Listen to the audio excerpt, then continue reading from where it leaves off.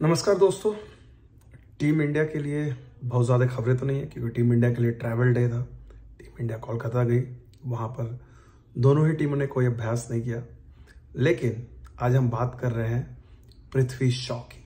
जी हाँ, एक ऐसा खिलाड़ी जो अपने स्कूली क्रिकेट के दिनों से ही तहलका मचा रहा है और उसके बारे में कहा जा रहा है लगातार कि वो टीम में क्यों नहीं है।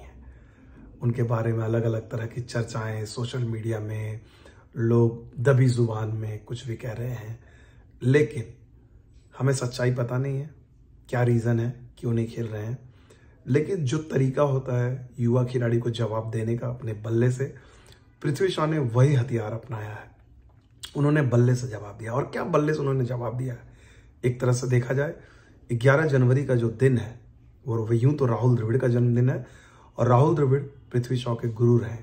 ये वही राहुल द्रविड़ थे जब पृथ्वी शॉ ने अंडर-19 वर्ल्ड कप जीता था 2018 में, तो उनके कोच थे और उन्होंने उसी अंदाज में एक तरह से तो वो जज्बा दिखाया है। जो पारी उन्होंने खेली 380 रन 379 उन्होंने बनाए, मात्र एक रन मात्र अगर आप देखा जाए बहुत ज़्यादा दूर नहीं थे 400 रन बनाने के, कई रिकॉर्ड तोड़ सकते थे। लेकिन बात ये नहीं है कि उन्होंने 350 से ज़्यादा बनाए या 400 बनाने से चूक गए। जो उन्होंने रनों की भूख दिखाई इस रणजी ट्रॉफी में, इस मैच से पहले उनके लिए सीज़न बहुत अच्छा नहीं था, आलोचनाएं हो रही थी, तो उन सारी आलोचनाओं को उन्होंने दरकिनार किया। प्लस लगातार जो उनका खेलने का अंदाज है, जिस तरह से पहली गेंद से ही आक्रामक होते हैं। और ये ऐसा नहीं कि इस सीज़न में, पृथ्वी शॉ को बहुत पहले से कहा जा रहा है कि वो आपकी T20 टीम में क्यों नहीं है। टेस्ट क्रिकेट में भी वो खेल सकते हैं, वनडे में भी खेल सकते हैं, लेकिन T20 में तो होना ही चाहिए। और मुझे याद है, मैं तो पृथ्वी शॉ को एक ही पारी मैंने टेस्ट क्रिकेट में देखी है, न्यूजीलैंड दौरे पे 2020 में।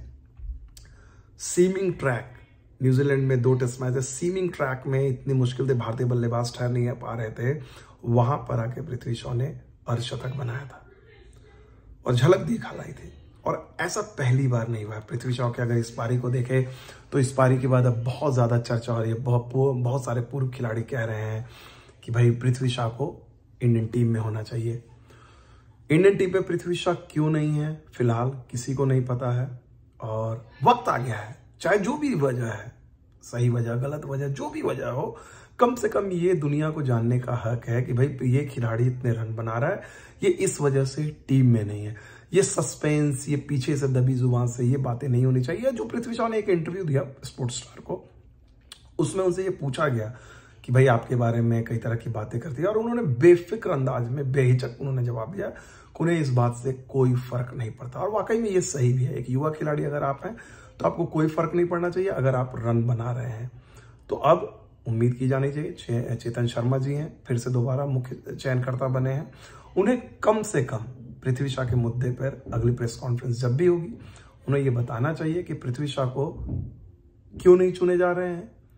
और अगर नहीं चुने जा रहे हैं तो क्या उन्हें यह भी बता देना चाहिए कि भाई वो अगले कुछ सालों तक चुने नहीं जाएंगे। भाई वो चाहे एक पारी में 300 रन बनाए, 400 बनाए, 500 रन बनाए, रणजी ट्रॉफी में 1500 रन बनाए, उससे कोई तो ठीक है। तो अगर ऐसी बात है, अगर भारतीय क्रिकेट ने यह भी फैसला कर लिया है कि नहीं पृथ्वी शॉ को चुनना ही नहीं है, तो शायद 23 साल का लड़का है, कुछ और सोचेगा, कोई अलग करियर के बारे में सोचेगा।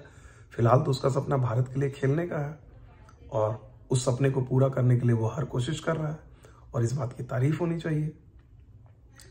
तो कुल मिलाकर पृथ्वी शॉ की जो कहानी है, अपने आप में अगर आपको मौका मिलेगा तो एक डॉक्यूमेंट्री मैंने देखी थी 2011 वर्ल्ड कप के दौरान, बियॉन्ड ए बाउंड्री करके, आपको यूट्यूब में मिलेगा।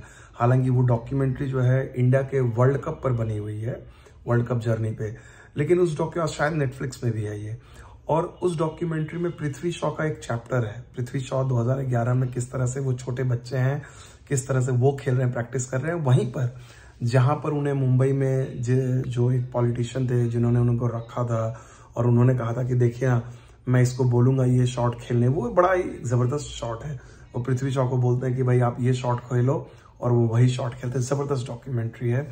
और बचपन से ही पृथ्वी शॉ की जर्नी अगर आप देखा जाए, जो संघर्ष उन्होंने किया है एक युवा खिलाड़ी के तौर पर, क्रिकेट के लेकर जिस तरह के डेडिकेटेड रहे हैं, आज से नहीं बहुत दिनों से कहा जा रहा था कि वो मुंबई क्रिकेट और भारतीय क्रिकेट के भविष्य है। पृथ्वी शॉ के बैचमेट्स जो हैं शुभमन गिल की बात कर लें, या बहुत सारे खिलाड़ी 2018 बैच के जो अब इंडियन टीम में अपनी अपनी जगह बना रहे हैं।